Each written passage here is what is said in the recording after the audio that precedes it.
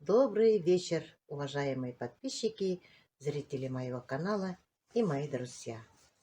Вот сегодня я вышла на улицу, уже вечер, и решила немножко прибраться на улице, на свежий воздух. Дома целый день находилась сегодня, то дождь, то пасмурно, то ветер, но к вечеру ветра нет, погода хорошая, вышла немножко подышать. Но, конечно, прохладно. Он даже, видите, все заметно. Пар идет изо рта. Когда-то мне написали, как я храню мультифлору хризантему на зиму. У меня есть подвал. Я обычно выкапываю,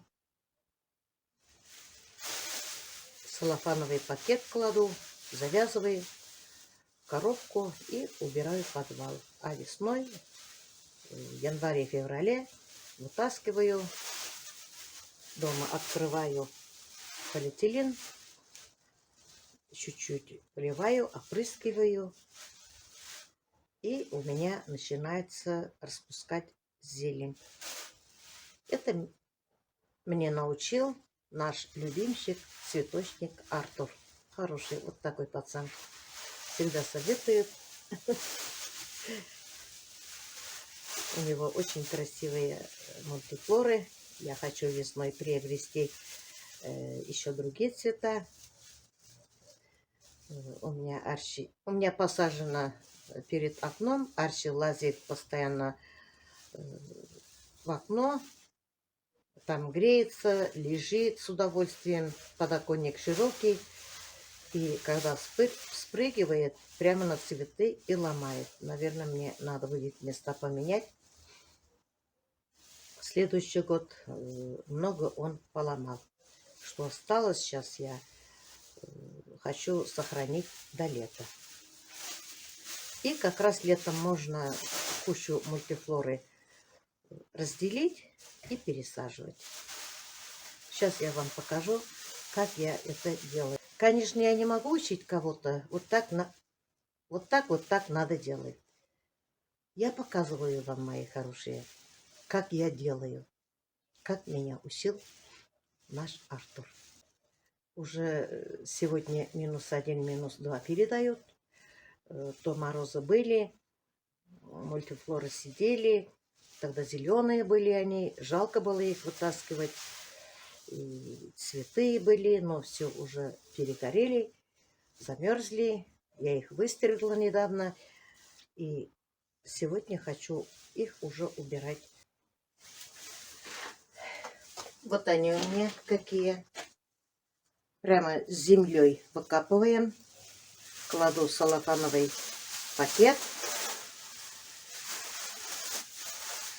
У меня сорта разные, 3 вида только. Я упакую разные мешки, чтобы знать. Вот так. Можно завязывать, можно просто так. Вот так. Замотать. И все. Вот так я кладу ящик.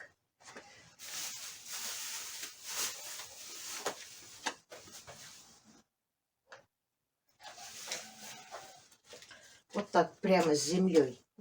Это очень даже хорошо. Земля влажная. После дождя. Здесь была белая хризантема. К великому сожалению, цвести не успела. Все Арчи виноват. Наш малыш виноват. Арчи. Вот так все. Вот так. Потихоньку кладу. Вот этот у меня куст вообще, посмотрите, большой тут. Вот. Вот они.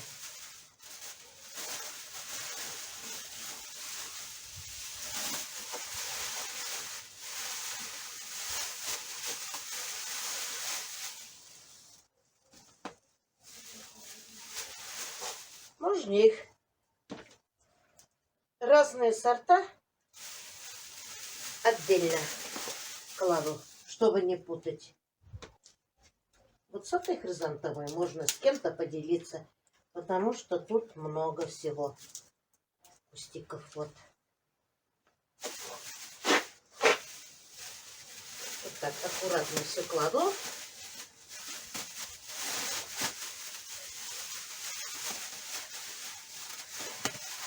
Стебли вот так снаружи оставляю.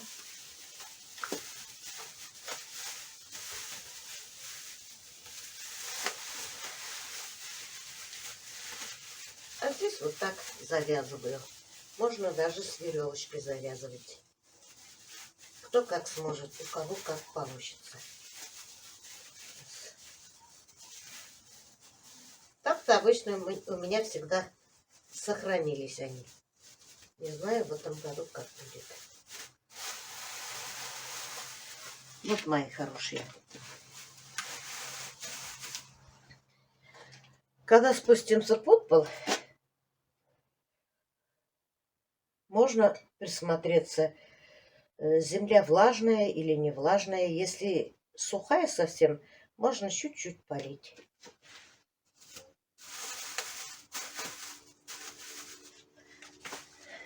Вот все, мои хорошие. Хризантемы готовы зимовать. Выстрелили мы все розы. Все вычистили.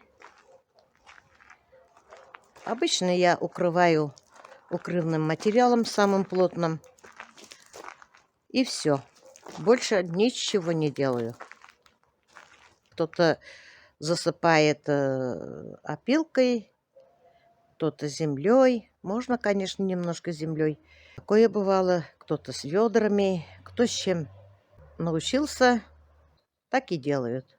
Но я привыкла накрывать укрывным материалом, пока ничего не замерзает. Также винограды накрываю.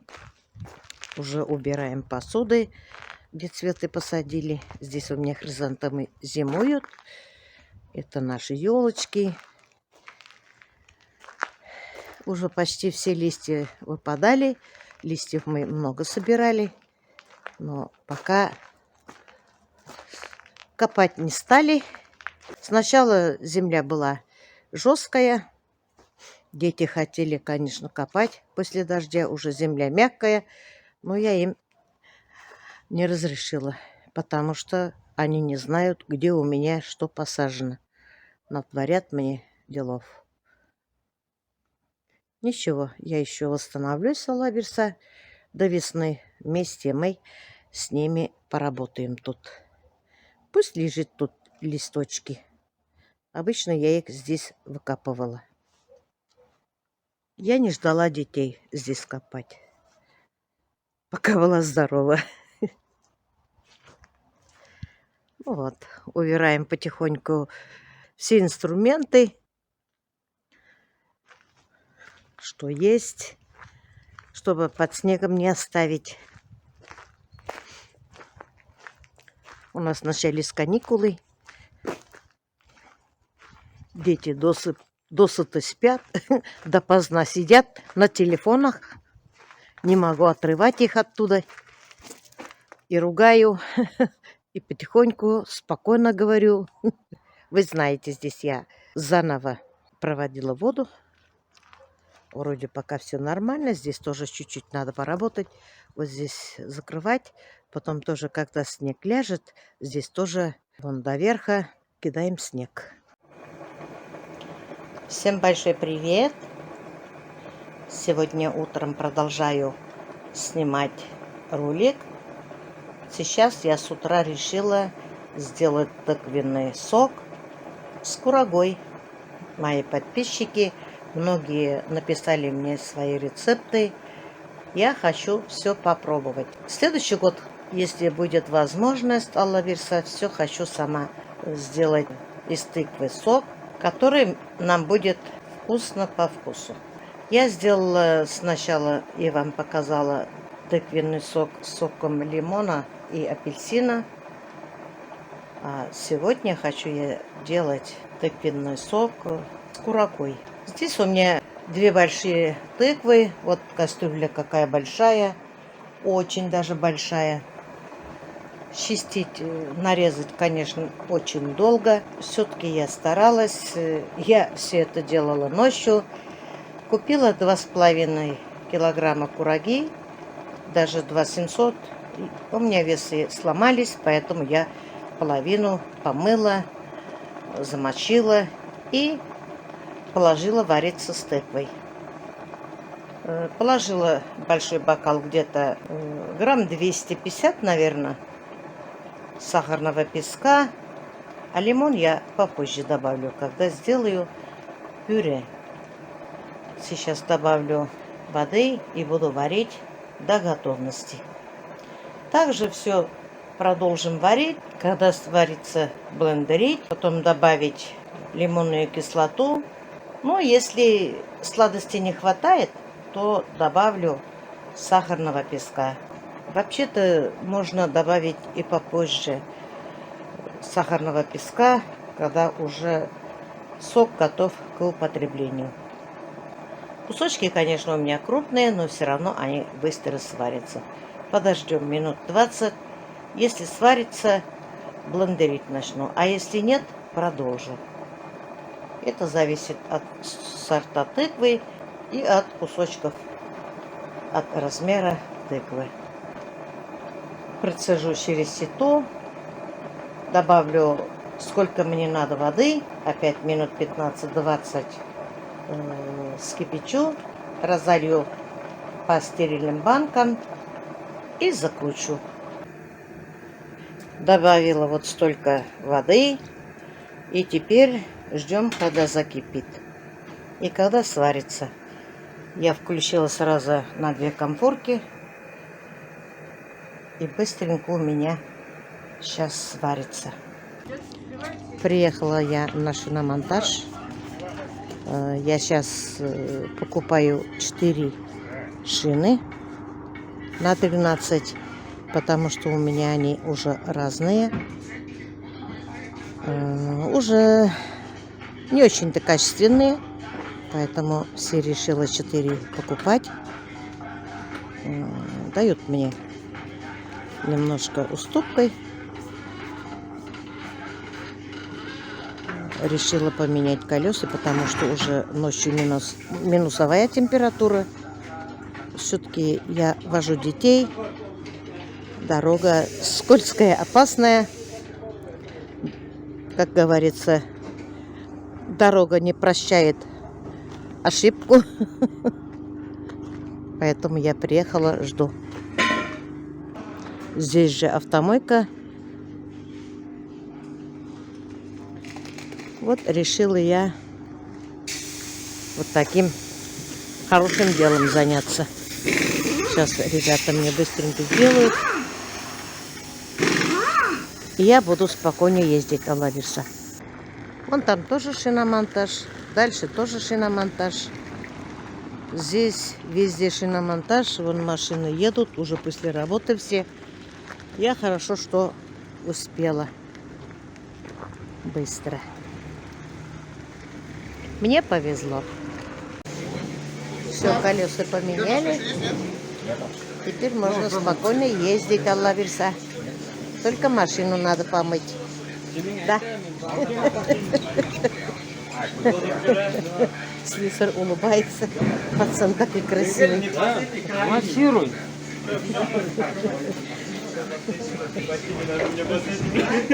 Вот. А машина грязная. На улице тоже очень грязно. Вот такое сегодня утро. Дождливое, пасмурное. Детей я не взяла, но все-таки да, приехала сама пройти быстренько. Километров 3. Как мне мой лещ еще раз сказал. Движение – это жизнь. Поэтому я решила, хотя такая пасмурная, дождливая немножко погода, пройтись километров 2 или 3. Ну, прохладно сегодня. Я даже не посмотрела, где-то +1, +2, по-моему.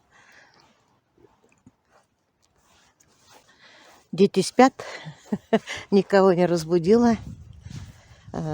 Думаю, девочки тоже спят.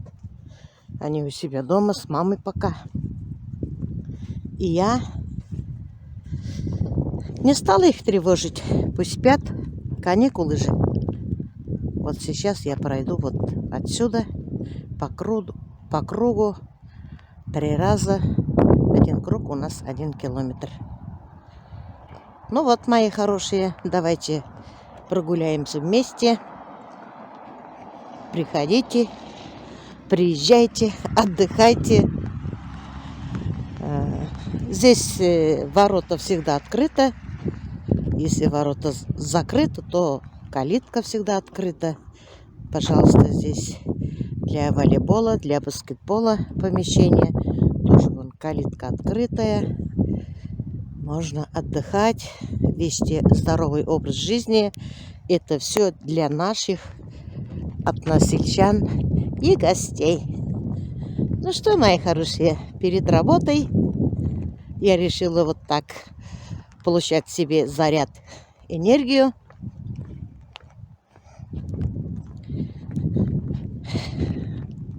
Вперед! Погода замечательная все равно, какая бы погода ни была, но зато воздух свежий, ароматный. Прямо здесь дышать легко. Я 2 дня не смогла сюда приехать. То лень было, то еще что-то, дел много. Но я все равно вчера проходила ночью, где-то выходила в 9 часов вечера. И прошлась где-то 3-4 километра. Но все равно, это, что я проходила столько километров вечером, все равно воздух свежий, но хотя воздух не лесной. Но здесь сразу чувствуется, что свежий воздух.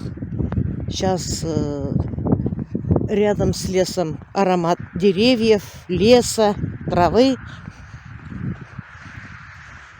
Здесь лучше. Я думаю, я сделала себе такой вывод, чем пройти по вечерам на улице у себя, где-нибудь там. Лучше в любое время сюда приехать и пройтись пешком. Здесь намного лучше. И воздух чище.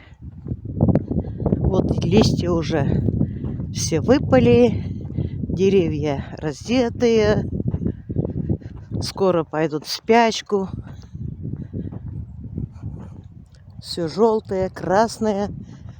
И вон там зеленое. Но все равно, я думаю, красиво.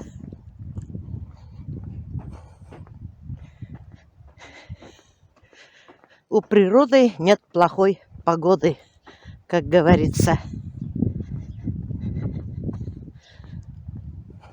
А мне хорошо, я уже себя, слава Всевышнему, с вашими молитвами, хорошими пожеланиями выздоравливаю. Я уже несколько дней себя чувствую отлично, и я могу пройтись уже побыстрее. Нагрузку потихоньку прибавляю.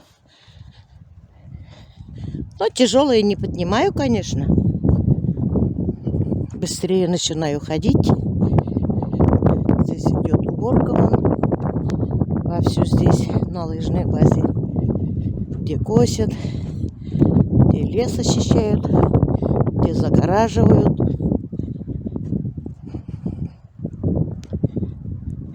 Здесь километражей много, до 5 километров все загорожено. Вот этот лес тоже загорожен. Он туда идет на 2 километра, на 3 и на 5. Там гора с горой. Я 5 километров я там еще не проходила, но 3 я прошла. Потихоньку. Но в лесу, внутри леса вообще хорошо. Еще лучше. Ну вот, мои хорошие, посмотрите, какая красота. Я уже задышалась. Вот нагрузку прибавляю. Ну, здесь, конечно, гора немножко. Но мне, конечно, это надо. Потихоньку. Просто я быстро поднималась. И без палок, без скандинавской палки. Поэтому немножко трудновато подниматься. Ну и не могу сказать, что совсем трудно. Дыхалка сильнее заработала. Вон туда еще дорога уходит. Здесь в этом году дорогу расширили. Купили здесь буран. Ну, короче, такую технику будут делать для лыжников. Дорогу очищать, полосу делать. Ну, короче, вот это пространство большое-большое. Здесь лес загорожено. Это участок лыжной базы.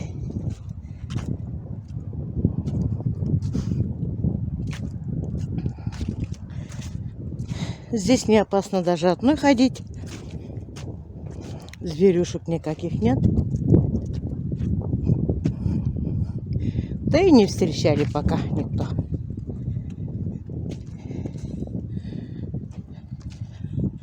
Вот посмотрите. Там низ, а я на горе. А до высокой горы я еще не поднималась.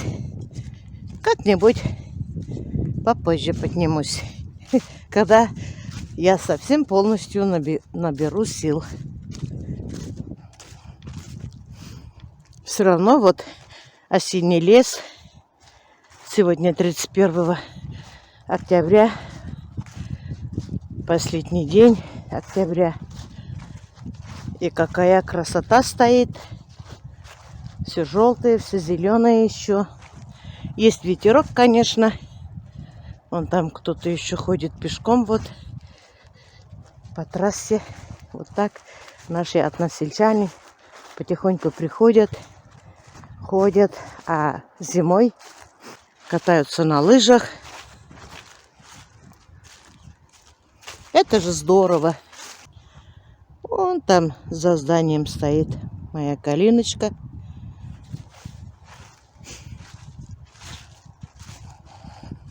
Здание здесь отапливаемое. Есть санузел, есть душевой, есть горячая вода.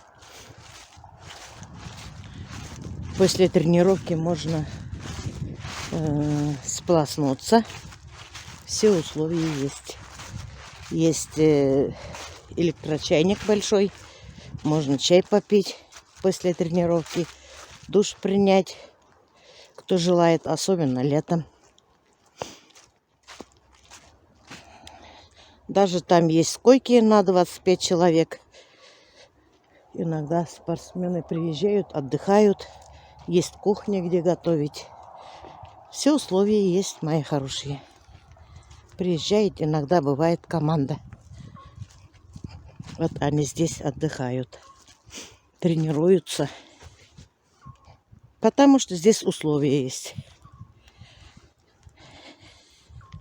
А вон там за елками дорога, за дорогой есть пруд.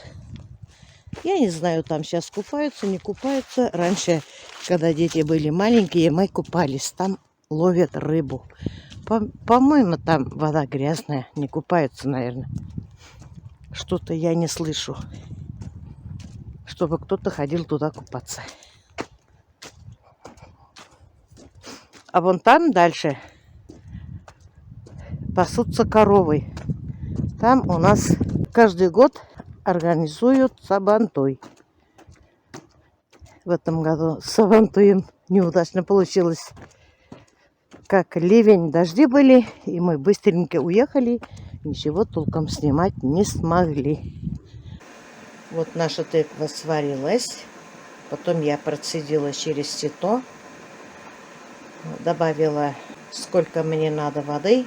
Добавила сахара сколько мне надо. Лимонной кислоты.